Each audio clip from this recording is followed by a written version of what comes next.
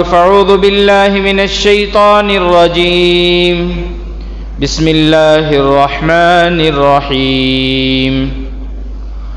وإذ ابتلى إبراهيم ربه بكلمات فأتمهن قال إني جاعلك للناس إماما قال ومن ذريتي قال لا ينال عهد الظالمين. صدق اللہ العظیم. ایک مرتبہ درود شریف پڑھ.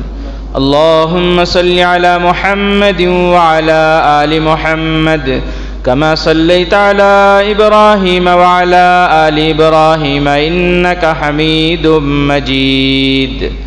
اللهم بارك على محمد وعلى آل محمد كما باركت على إبراهيم وعلى آل إبراهيم إنك حميد مجيد. ہر طرح کی حمد و ثنا، بزرگی اور بڑائی، عظمت و کبریائی سب اللہ وحدہ لا شریک لہ کے لیے ہی لائق اور زیبا ہے. بے شمار لا تعداد اور لا محدود درود و سلام نازل ہو اللہ کے آخری حبیب و رسول جناب آقا نامدار تاجدار مدینہ فخر موجودات امام الانبیاء رحمت للعالمین ہادی سبل رحمت کل طٰہٰ و یاسین مزمل و مدثر محمد عربی صلی اللہ علیہ وسلم پر. رب ذوالجلال کا بے انتہا کرم، اس کا فضل اور احسان، اللہ تبارک و تعالی نے ہمیں ایک اہم فریضے کی ادائیگی کے لیے پہلی فرصت میں اول وقت میں دنیا کے جھمیلوں سے، اپنے گھروں سے، اپنے کاروبار سے، اپنی تجارت سے، اپنی مشغولیات سے نکال کر اس کے پاک گھر کو آنے کی توفیق عطا فرمائی. یہ اللہ کا بہت بڑا کرم، اس کا بہت بڑا فضل. اس پر ہم اللہ کا جتنا بھی شکر ادا کریں کم ہے. میرے محترم بزرگ عزیز دوستوں، دعا فرمائیں اللہ تبارک و تعالی ہمارے کہنے سننے کو قبول فرمائے. قرآن و حدیث کی، دین کی جو بھی باتیں ہمارے سامنے آئے اللہ ہمیں سمجھنے اور عمل کرنے کی توفیق عطا فرمائے. میرے محترم بزرگ عزیز دوستوں، پوری کائنات میں سارے انسانوں کے سب سے پہلے باپ کون ہیں؟ حضرت آدم علیہ السلام. سب کو معلوم ہے سب سے پہلے باپ، سارے انسانوں کے سب سے پہلے باپ حضرت آدم علیہ السلام ہیں. دوسرے باپ سارے انسانوں کے دوسرے باپ حضرت نوح علیہ السلام ہیں. دوسرے باپ کون ہیں؟ حضرت نوح علیہ السلام. اسی لیے حضرت نوح علیہ السلام کو آدم ثانی، سیکنڈ آدم ثانی، دوسرے آدم کہا جاتا ہے. قرآن کریم میں اللہ تبارک و تعالیٰ نے سورہ یاسین کے بعد جو سورہ ہے سورہ صافات، اس سورے میں اللہ تبارک و تعالیٰ نے فرمایا وَجَعَلْنَا ذُرِّيَّتَهُ هُمُ الْبَاقِينَ.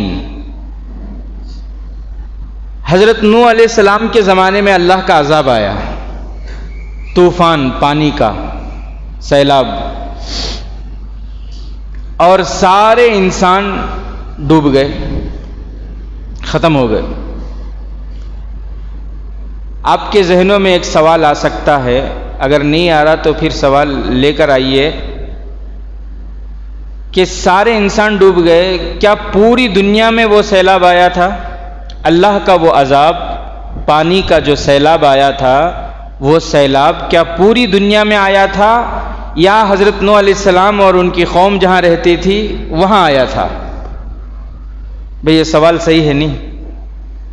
کہ اللہ کا جو عذاب آیا تھا حضرت نوح علیہ السلام کے زمانے میں وہ پوری دنیا میں آیا تھا یا صرف حضرت نوح علیہ السلام کے قوم پر آیا تھا؟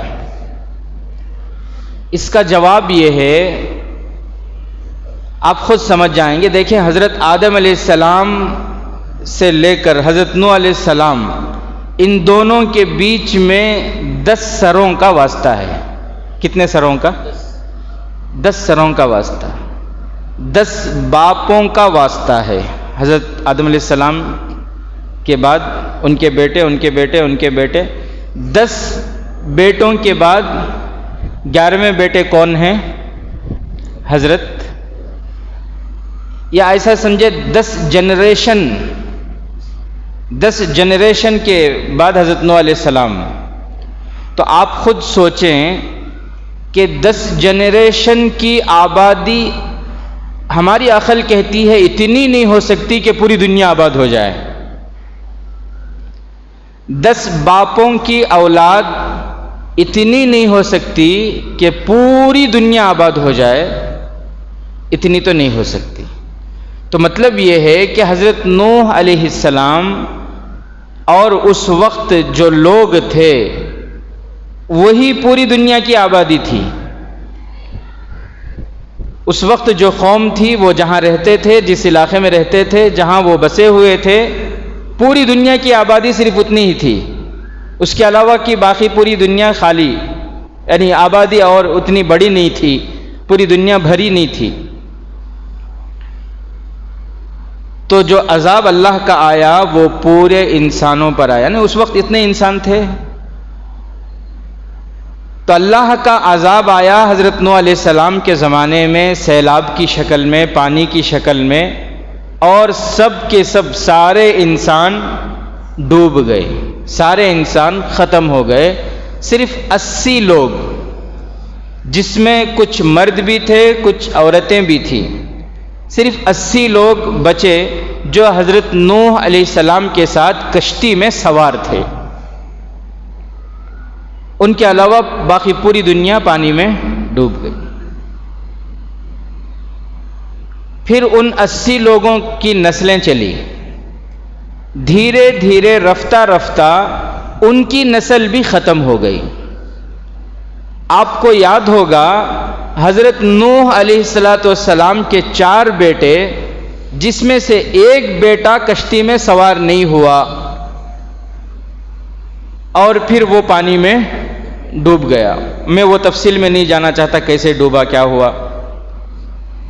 3 بیٹے حضرت نوح علیہ السلام کے ساتھ کشتی میں سوار ہو گئے۔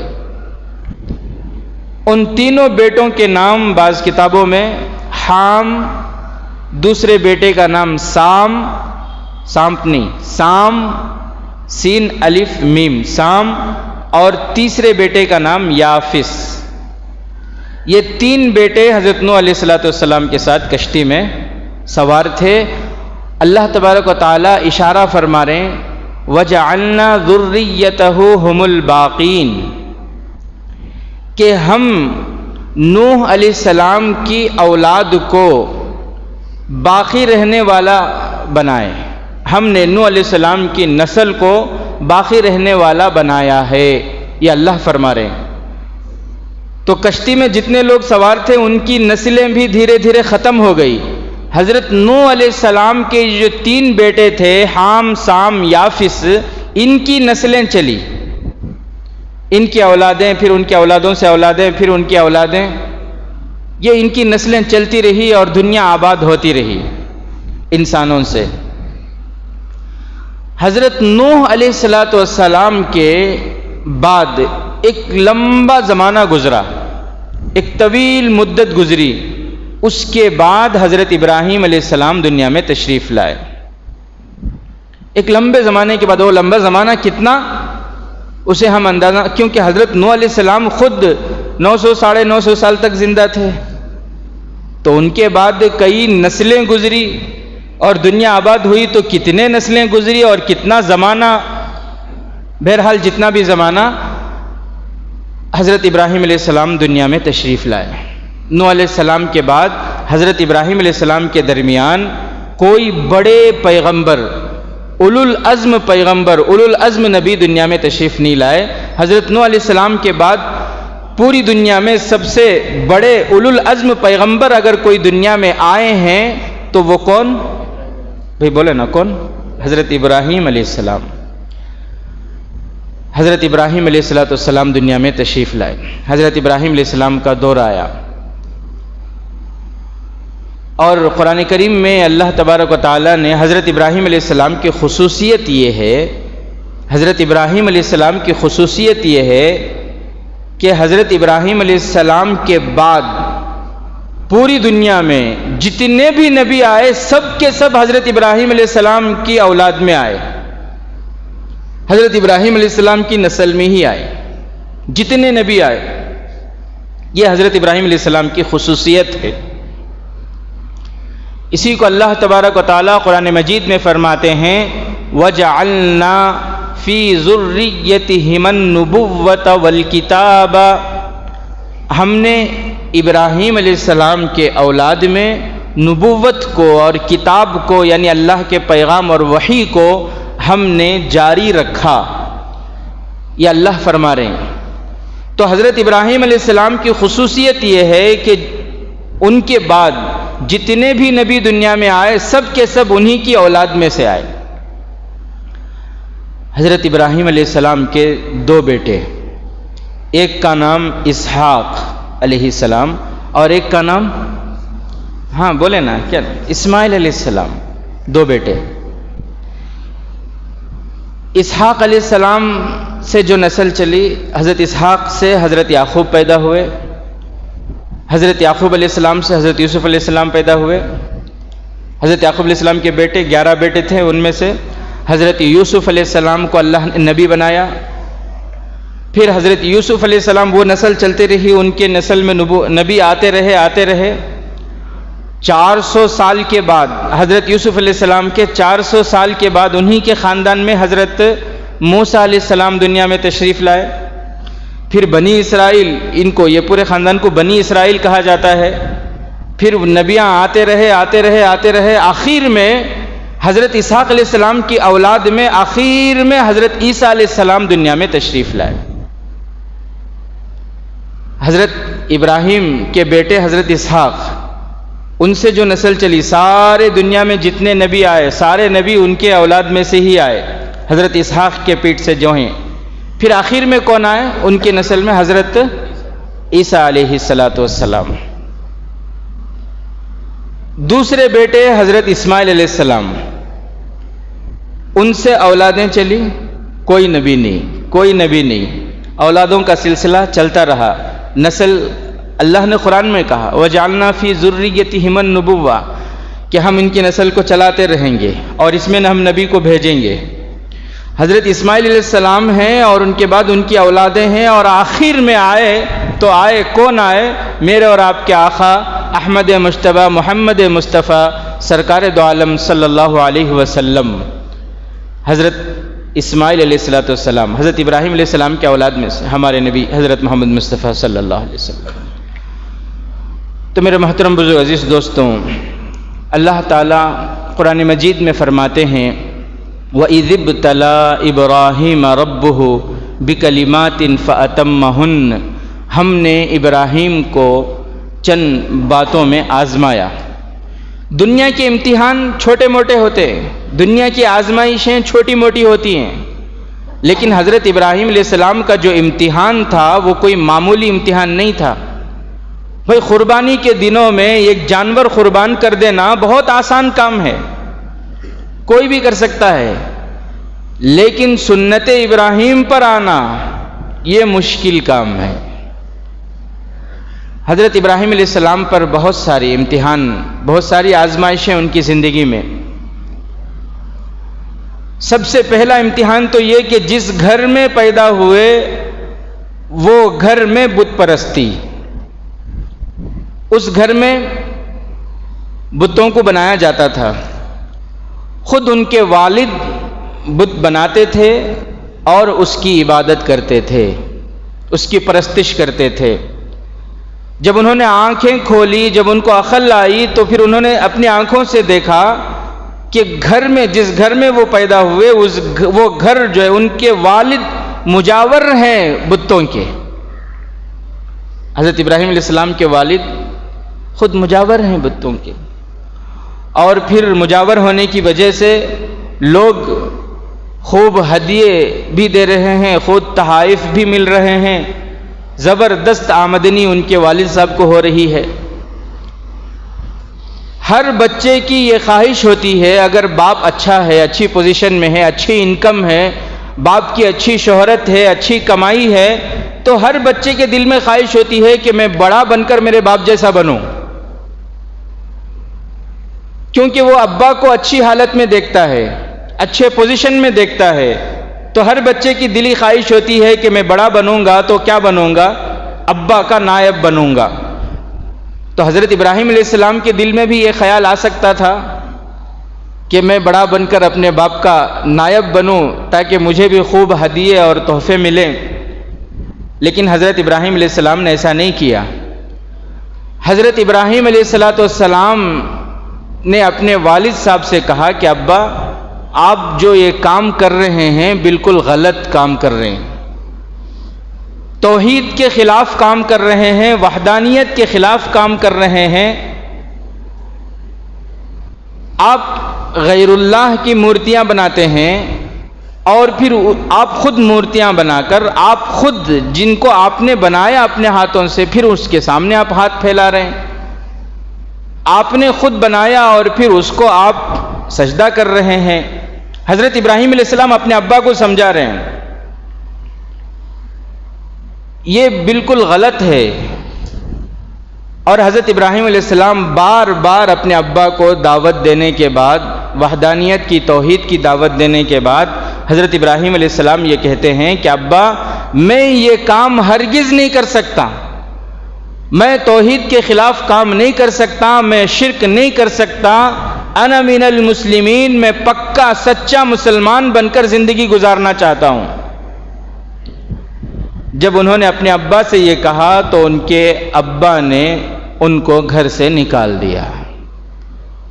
حضرت ابراہیم علیہ السلام کے والد صاحب نے حضرت ابراہیم کو کیا کیا؟ گھر سے. آج کوئی بچے ماں باپ کو یہ کہہ دیں کہ ابا یہ کام شریعت کے خلاف ہے، یہ کام دین کے خلاف ہے، توحید کے خلاف ہے. اگر ماں باپ سمجھدار ہوں گے تو ٹھیک ہے کوئی بات نہیں، لیکن اگر نہ سمجھ ہوں گے تو پھر سوچو بچوں کا کیا حل ہوگا.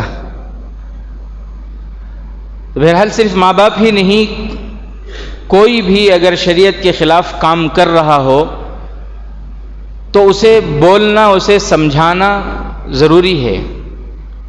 سمجھانے کے لیے، بولنے کے لیے جو بھی طریقہ آپ اختیار کریں، لیکن بہرحال شریعت کے خلاف کوئی بھی کام ہے تو پھر اسے سمجھانا چاہیے، اسے بولنا چاہیے. تو حضرت ابراہیم علیہ السلام کو ان کے والد صاحب نے گھر سے نکال دیا. جب وہ گھر سے نکال دیا ان کے والد صاحب تو وہ فلسطین کو چلے گئے. کہاں چلے گئے؟ فلسطین کو. لیکن فلسطین پورے کا پورا اللہ کے علاوہ کی عبادت میں مصروف ہے. سمجھ رہے ہیں نا آپ؟ پورا فلسطین کیا ہے؟ بت پرستی میں مبتلا ہے. تو پورا ماحول ان کے مخالف، کوئی ساتھ دینے والا نہیں، کوئی ٹھکانے دینے والا نہیں، کوئی مدد کرنے والا نہیں. یہاں تک کہ وہاں کا جو بادشاہ ہے وہ تو یہ قدم آگے بڑھ کر خود خدائی کا دعویٰ کر رہا ہے. کون تھا بادشاہ؟ حضرت ابراہیم علیہ السلام کے زمانے میں کون تھا؟ نمرود. نمرود کیا کر رہا ہے؟ وہ یہ کہہ رہا ہے کہ تمہارا سب سے بڑا خدا میں ہوں. کیا کہہ رہا ہے؟ تمہارا سب سے بڑا خدا، تمہارا سب سے بڑا پروردگار، تمہارا سب سے بڑا اللہ میں ہوں. یہ کون کہہ رہا ہے؟ نمرود کہہ رہا ہے. دنیا میں خدائی کا دعویٰ کرنے والے پہلے بہت کرتے تھے، اکثر بادشاہ کیے، لیکن آج کل بہت کم ہو گئے کیونکہ لوگوں میں عقل آ گئی. اگر کوئی خدائی کا دعویٰ کرے تو لوگ جلدی اسے ایکسیپٹ نہیں کرتے، اسے قبول نہیں کرتے. تو اس لیے آج کل خدائی کا دعویٰ بہت کم کر رہے ہیں. لیکن پہلے لوگ بھولے بھالے ہوتے تھے، خدائی کا دعویٰ کرتے اور لوگ ان کو خدا مان بھی لیتے تھے. آغا خان جو بادشاہ گزرا ہے، اسماعیلی فرقے کا بانی، جو لوگ ہسٹری وغیرہ پڑھے ہیں یا پھر ارطغرل غازی یا وہ وغیرہ دیکھے ہیں ان کو معلوم ہے آغا خان ایک بادشاہ گزرا ہے. وہ بھی خود کو خدا کہتا تھا اور لوگ اس کی عبادت کرتے تھے، اس کے سامنے جا کر سجدے کرتے تھے. جب وہ یورپ کے دور میں گھومنے کے لیے گیا، یورپ گیا، باہر کنٹری کو گیا، تو وہاں کے لوگ تو بڑے عقل مند، پڑھے لکھے ہوتے ہیں، ایجوکیٹڈ ہوتے ہیں. ہمارے میڈیا والوں کی طرح جو ہے یہ نہیں ہوتے اتنے. جب یہ وہاں کے دورے پر گیا تو وہاں میڈیا والوں نے، وہاں کے جو صحافی ہیں، نامہ نگار ہیں، ان لوگوں نے آغا خان کو یہ پوچھا، یہ سوال کیا کہ ہندوستان میں لوگ آپ کو خدا مانتے ہیں. کیا سوال کیا؟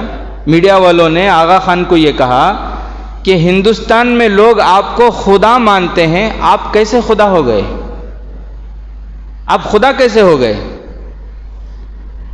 تو آغا خان نے یورپ میں کیا کہا یورپ والوں کو کہ لوگ بیوقوف ہیں. کیا کہا؟ لوگ بیوقوف ہیں. اس نے یہ کہا کہ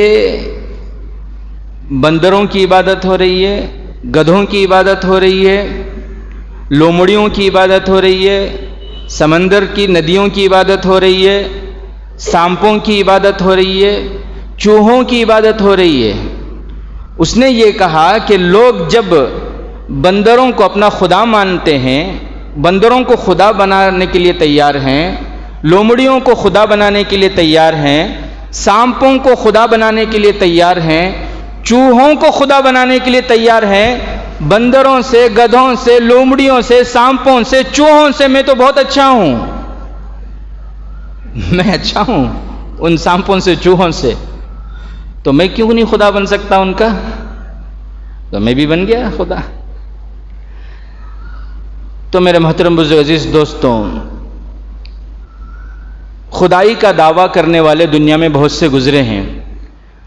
ہم لوگ جو واقعے پڑھتے ہیں یا سنتے ہیں، صرف اس میں یہ ہمیں زیادہ ملتا ہے کہ حضرت موسیٰ علیہ السلام کے زمانے میں جو فرعون تھا، فرعون نے دعویٰ کیا تھا انا ربکم الاعلیٰ، کہ میں سب سے بڑا پروردگار ہوں.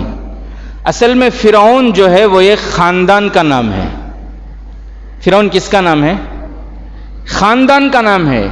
اور اس خاندان میں 56 بادشاہ گزرے ہیں، اور پوروں کو فرعون کہا جاتا ہے. ان کے نام الگ الگ تھے، لیکن جو بھی بادشاہ بنتا تھا اسے کیا کہا جاتا تھا؟ فرعون. کتنے بادشاہ گزرے ہیں؟ 56 بادشاہ ایسے گزرے ہیں.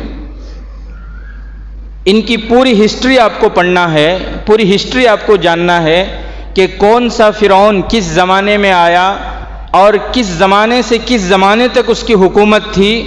یہ پوری ہسٹری، ان 56 فرعونوں کی پوری ہسٹری لغت کی ایک کتاب ہے، لغت کی ڈکشنری ہے، المنجد اس کتاب کا نام ہے. اس میں آپ فرعون کا لفظ نکالیں، ان 56 فرعونوں کی پوری ہسٹری، پوری لسٹ موجود ہے. تو میرے عزیز ساتھیوں، صرف حضرت موسیٰ علیہ السلام کے زمانے میں جو فرعون تھا اس کا نام تھا رعمسیس. اس کا نام کیا تھا؟ رعمسیس اس کا نام تھا. صرف اس کا یہ دعویٰ نہیں تھا کہ میں ہی خدا ہوں، بلکہ اس زمانے میں مصر کے جو بھی بادشاہ بنتے تھے سارے بادشاہوں کو فرعون کہا جاتا تھا، اور سارے فرعونوں کا دعویٰ یہی تھا کہ میں خدا ہوں. میں تو حضرت ابراہیم علیہ السلام کے زمانے میں جو بادشاہ تھا اس کا کیا نام تھا؟ نہیں، آپ لوگ نام بھول رہے ہیں. نمرود. کیا نام تھا؟ یاد رہے گا نام انشاءاللہ. عرب کی ایک جماعت آئی تھی، ایک امام صاحب قصہ سنا رہے تھے کارگزاری. عرب کی ایک جماعت آئی تھی تو ایک ساتھی امرود لا کر ان کو کھلائے. کیا کھلائے؟ امرود معلوم نا، جام بولتے ہیں اسے، اردو میں امرود بولتے ہیں. تو امرود لا کر اسے عرب جماعت کے ساتھیوں کو کھلائے. اب وہ عرب والوں کو امرود بہت اچھا دسا ان کو، کھٹا میٹھا بہت پسند آیا ان کو. ماشاءاللہ بہت اچھا ہے، بہت اچھا، بہت تعریف کیے.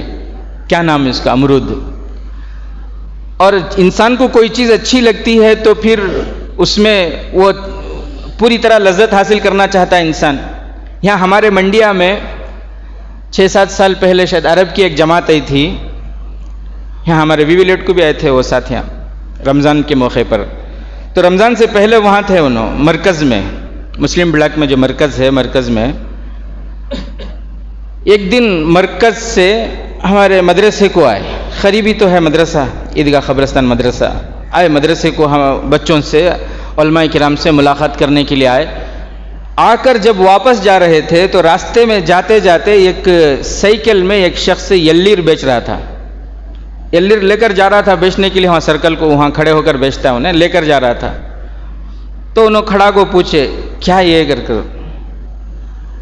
اب انہیں کیا عربی تو نہیں آتی، ان کو کیا بتانا، سو انہیں ایک کاٹ کو دکھایا، لے یہ کر پیے. پیتے ہی بہت پسند آیا ان کو،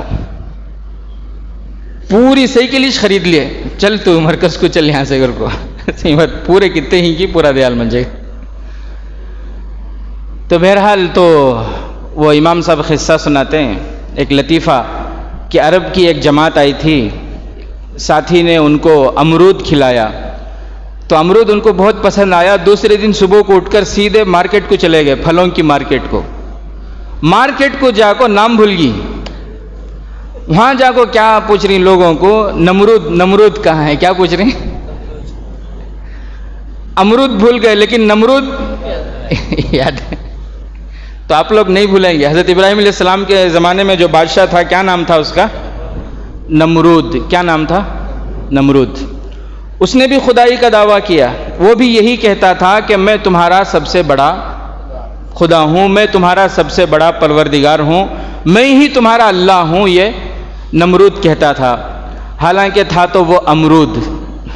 بہرحال تو حضرت ابراہیم علیہ السلام کا اس سے مکالمہ ہوا.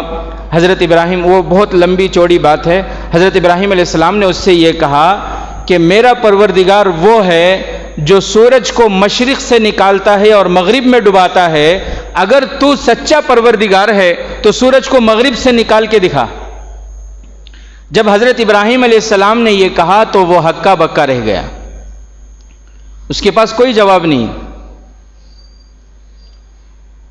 ہم لوگ جب پڑھ رہے تھے تو جب یہ تفسیر آئی، کسی طالب علم نے حضرت سے کہا کہ حضرت نمرود کو عقل نہیں تھا. نمرود کو نہیں تو انہیں یہ سوال بھی انہیں الٹا یہ بھی بول سکتا تھا نا کہ نمرود اگر حضرت ابراہیم سے یہ بھی کہہ سکتا تھا کہ مشرق سے سورج میں نکالتا ہوں، روزانہ مشرق سے سورج میں نکالتا ہوں. اے ابراہیم تمہارا رب اگر سچا ہے تو تمہارے رب سے کہو کہ مغرب سے نکالے، بول سکتا تھا نا وہ. تو حضرت بولے تیرے سر کا انہیں بیوقوف نہیں تھا با. نمرود کیا ہے؟ تیرے سر کا بیوقوف نہیں تھا، انہیں بادشاہ رہا تو بھی اسے عقل تھی، اسے معلوم تھا کہ انہوں نبی اور انہوں سچے. اگر میں ایسا بول دیا، انہوں دعا کر ڈالے تو اللہ یہاں سے نکال ڈالتا سورج، پھر میری بادشاہت ختم.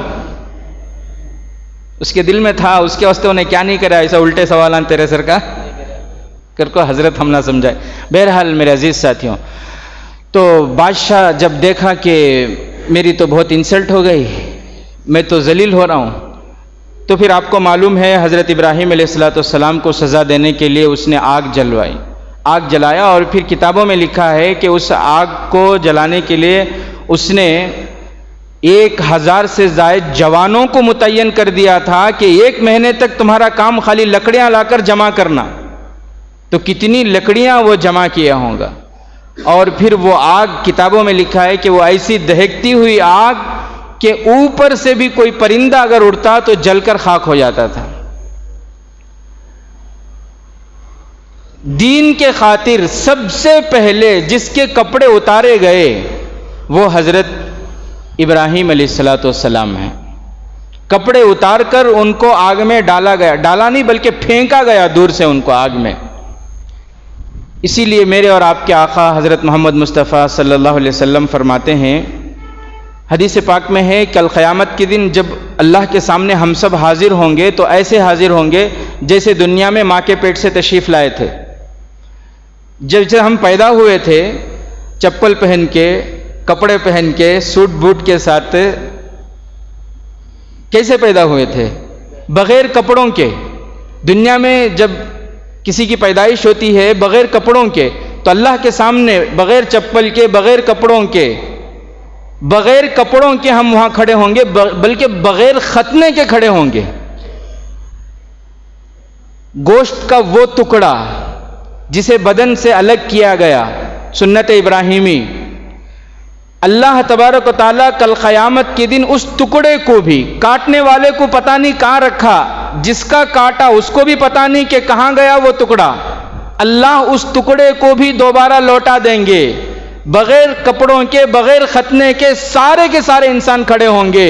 اس ٹکڑے کو بھی لوٹا کر اللہ تبارک و تعالیٰ یہ بتانا چاہتے ہیں کہ یہ وہ ٹکڑا ہے جس کا تمہیں علم نہیں، کاٹنے والے کو علم نہیں، کسی کو علم نہیں، اس کو جب میں نے لوٹا دیا تو اے میرے بندے، تیری دنیا کی ساری حرکتوں کو، تیرے ہر کام کو آج حاضر کرنا میرے لیے بہت آسان ہے۔ آج ہم لوگ کیا سوچتے ہیں، کچھ کر کے کسے معلوم ہوا، کسے بھی معلوم نہیں ہوا۔ مفتی صاحب کے بارے میں پولیس کو جا کو انفارمیشن دے لے، کسے معلوم ہوا، کون کیا کر لیے، کسے بھی معلوم نہیں ہوا۔ ہاں دنیا میں کسے بھی معلوم نہیں ہوا، نہیں معلوم ہوا پھر بھی خاموش ہیں۔ لیکن اگر معلوم نہیں ہوا، تمہارے خیال کے مطابق سمجھ لو معلوم نہیں ہوا، لیکن اللہ کے پاس تو محفوظ ہے نا۔ اللہ کے پاس انسان کی ہر بات، انسان کا ہر عمل ریکارڈ اللہ کے پاس محفوظ ہے۔ اس لیے کچھ بھی کرتے ہوئے، کچھ بھی بولتے ہوئے سوچ سمجھ کر بولنا چاہیے، سوچ سمجھ کر کرنا چاہیے۔ بھئی دنیا کی زندگی بہت مختصر ہے، کسے پتا تمہارے سے پہلے میرا انتقال ہو جائے یا میرے سے پہلے تمہارا، دنیا سب کو جانا ہے، کوئی رہنا تو نہیں ہے نا، لیکن جواب اپنے عمل کا تو دینا ہے۔ کسی پر الزام لگانے سے پہلے سوچنا تو ہے۔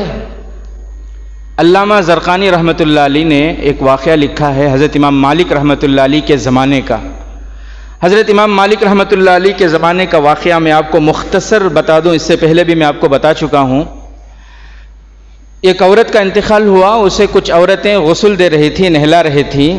نہلاتے نہلاتے ان میں سے ایک عورت نے یہ کہا، اور جب اس نے یہ لفظ زبان سے نکالا تو اس کے ہاتھ اس عورت کے ران پر تھے، غسل دے رہی تھی۔ اس کی زبان سے یہ نکلا کہ اس عورت کا فلاں مرد کے ساتھ غلط تعلقات تھے۔ غسل دیتے دیتے اس کی زبان سے کیا نکلا کہ اس کا تو فلاں مرد کے ساتھ تعلقات تھے۔ لکھا ہے کتابوں میں کہ اس کا ہاتھ اس کے ران پر چپک گیا، ایسا چپکا کہ ساری عورتوں نے مل کر کوشش کی نکالنے کی، لیکن نکال نہیں سکے۔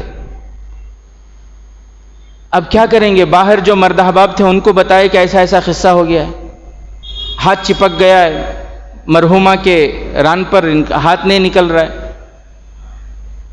اب پھر جو اب کیا کرنا؟ جو علماء کرام تھے ان سے جا کر مسئلہ پوچھے کیا کرنا۔ کوئی آ کر بتا رہے ہیں کہ کتے کا ران کاٹ دو، گوشت کاٹ دو، کوئی کہہ رہے ہیں کہ نہیں ان کا ہاتھ کاٹ دو۔ مسئلے کا حل کسی کو سمجھ میں نہیں آ رہا ہے۔ حضرت امام مالک رحمۃ اللہ علیہ اس زمانے میں موجود تھے۔ حضرت امام مالک رحمۃ اللہ علیہ کے پاس جا کر پوچھے کہ حضرت ایسا ایسا مسئلہ ہو گیا، کیا کرنا؟ حضرت امام مالک رحمۃ اللہ علیہ فرما رہے ہیں میں آ رہا ہوں، میں خود وہاں آتا ہوں۔ حضرت امام مالک رحمۃ اللہ علیہ آئے، پردے میں وہ عورتیں ہیں، پردے سے حضرت امام مالک رحمۃ اللہ علیہ اس عورت کو پوچھتے ہیں، اس بہن سے، کہ بہن یہ بتاؤ، نہلاتے نہلاتے، غسل دیتے دیتے اس عورت مرحومہ کے بارے میں کچھ سوچ رہے تھے کیا؟ تمہارے دل میں کچھ خیالات تھے، کچھ ان کے بارے میں سوچ رہے تھے؟ اس بہن نے کہا کہ نہیں، میں ایسا کیا بھی نہیں سوچ رہی تھی۔ تو حضرت نے پوچھا کچھ کہا تم نے مرحومہ کے بارے میں؟ تو اس عورت نے کہا کہ ہاں میں نے کہا کہ اس کے فلاں مرد کے ساتھ غلط تعلقات تھے۔ حضرت امام مالک رحمۃ اللہ علیہ نے فرمایا کہ اچھا بہن ٹھیک ہے، تم یہ بتاؤ کیا تم جو بات بول رہی ہو اس پر 4 گواہ ہیں؟ تم جو بول رہی ہو کہ اس کے تعلقات تھے، اس پر گواہ ہیں تمہارے پاس 4؟ کیونکہ شریعت میں گواہ چاہیے نا، 4 گواہ چاہیے۔ تو وہ عورت کہنے لگی نہیں، گواہ نہیں ہے۔ امام مالک رحمۃ اللہ علیہ نے پوچھا کہ اچھا یہ بتاؤ کیا تم نے اپنی آنکھوں سے اس عورت کو اس مرد کے ساتھ غلط تعلقات قائم کرتے ہوئے دیکھا تم نے؟ تو وہ عورت کہنے لگی کہ نہیں میں نے دیکھا نہیں۔ پھر کیسے کہہ دیا تم نے؟ اتنا بڑا الزام کیسے لگا دیا؟ بھئی مجھ سے آ کر پوچھتے نا، میں کہاں والا، کہاں سے آیا، کیا ہے، ابا کون، دادا کون، پوری ہسٹری کھول کے رکھ دیتا۔ تو حضرت امام مالک رحمۃ اللہ علیہ نے فرمایا کہ تمہارے پاس گواہ بھی نہیں ہے اور تم نے اپنی آنکھوں سے دیکھا بھی نہیں ہے، پھر کیسے تم نے کہہ دیا کہ اس کے ساتھ غلط تعلقات تھے؟ وہ عورت کہنے لگی کہ نہیں میں نے سنی تھی اس لیے میں نے لوگوں سے سنی تھی اس لیے میں نے بول دی۔ حضرت امام مالک رحمۃ اللہ علیہ نے فرمایا لوگوں یہ الزام ہے اور الزام کی سزا شریعت میں 80 کوڑے ہیں۔ اللہ کی قسم جب تک 80 کوڑے اس عورت کو نہیں لگیں گے وہ ہاتھ وہاں سے نہیں ہٹے گا۔ اسی حالت میں اس کو 80 کوڑے مارے گئے، جب 80 کوڑے پورے ہوئے تب جا کر اس کا ہاتھ جدا ہوا۔ حضرت امام مالک رحمۃ اللہ علیہ نے فرمایا اللہ تعالیٰ آج کے اس واقعے سے یہ بتانا چاہتے ہیں کہ کسی پر بھی الزام لگانے سے پہلے غور کرو، ورنہ اللہ کی پکڑ ہے۔ اللہ کے یہاں ہمارے ہر عمل کی، ہمارے ہر فعل کی، ہمارے ہر بات کی پکڑ ہے اور اللہ اس کی سزا دنیا میں بھی دے سکتے ہیں۔ بہرحال میرے عزیز ساتھیوں، تو میں یہ کہہ رہا تھا کہ حضرت ابراہیم علیہ السلام کو دین کے خاطر سب سے پہلے وہ نبی ہیں، سب سے پہلے وہ انسان ہیں جن کے کپڑے دین کے خاطر اتارے گئے۔ اسی لیے جناب آقا محمد الرسول اللہ صلی اللہ علیہ وسلم فرماتے ہیں کل قیامت کے دن سب کے سب اللہ کے سامنے حاضر ہوں گے۔ حضرت آدم علیہ السلام سے لے کر دنیا کے آخری انسان تک سب کے سب بغیر کپڑوں کے، بغیر ختنے کے، پوری انسانیت میں سب سے پہلے اللہ تبارک و تعالی جس انسان کو کپڑے پہنائیں گے وہ حضرت ابراہیم خلیل اللہ علیہ السلام ہوں گے۔ بہرحال حضرت ابراہیم علیہ السلام کے اسی سیرت کے ساتھ آئندہ جمعہ آپ کے سامنے تشریف لائیں گے۔ اللہ سے دعا ہے کہ اللہ تبارک و تعالی ہم تمام کو سنت ابراہیمی پر قائم رہنے، ملت حنیفی پر، ملت ابراہیمی پر قائم رہنے کے اللہ توفیق نصیب فرمائے۔ اللہ تبارک و تعالی ہم تمام کو کہنے سننے سے زیادہ عمل کی توفیق نصیب